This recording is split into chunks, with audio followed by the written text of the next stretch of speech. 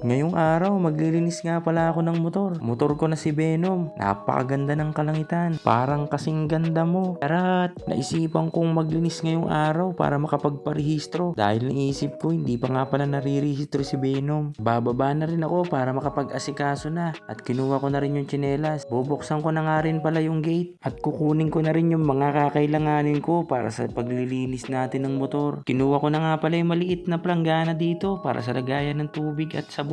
At ito, binanlawan ko na nga pala. Kailangan nga pala natin banlawan ng maayos nang sa ganun matanggal lahat ng mga matitigas na nakadikit kay Venom. At ingatan din natin na may mamiss tayo sa parte ng katawan niya tulad ng pagkamis ko sa'yo. Tarat! Banlawan lang natin ang banlawan hanggang sa makita natin na medyo okay na siya. At sa parting to, kahit na nakikita kong nabasa ko na siya, binabalik-balikan ko pa rin para maganda pa rin yung kalabasan ng ating pagbabanlaw muna sa kanya. Para sa akin, okay na to. Natanggal na siguro lahat ng matitigas sa katawan niya. At kinuha ko na rin nga pala yung basahan para kuskusin ito para sa ganun matanggal yung mga buhangin na mga naiwan dito. Bigla ako napalingon sa likod ko. Akala ko naman kung ano. At eto nga pala yung gagamitin nating dishwashing liquid. At bigay nga lang pala ito ng aming kapitbahay. Napakabait talaga ng mga kapitbahay namin dito. At sana sa susunod na magbigay sila may kasama na sanang ulam o di kaya soft drinks. Tarat! At dito sinimulan ko na nga pala yung pagsasabon. At syempre uunahin na natin yung itaas. Kailangan natin kuskusin ng kuskusin to hanggang sa wala nang makikita ang dumi. Pasensya na kayo kung medyo matagal ako maglinis. Mas matagal ko pang linisin to kung hindi naka-timelapse to. Baka lalong mainip lang kayo. Ito na nga ako sa parting baba. So kailangan ko nang linisin to. Medyo mahirap na linisin itong parte na to. Gusto ko kasi pag ako naglilinis ng gamit ko, yung tipong mas malinis pa sa pagkalinis ng katawan ko. At pupunasan ko lang ng pupunasan to hanggang sa makita ko na medyo okay na siya. Pwede ko nang banlawan to. At sa wakas, sa pagbabanlaw naman tayo. At siguraduhin natin sa pagbabanlaw natin, lahat ng sabon ay mawawala rito. Kasi pangit naman kapag natuyuan tayo ng sabon, hindi maganda yung pagkakabanlaw nun. At dito, sisiguraduhin kong walang may iwang sabon. Para kahit papano, pag natuyo man ito, sobrang ganda nito. Kagaya mo. Tarat!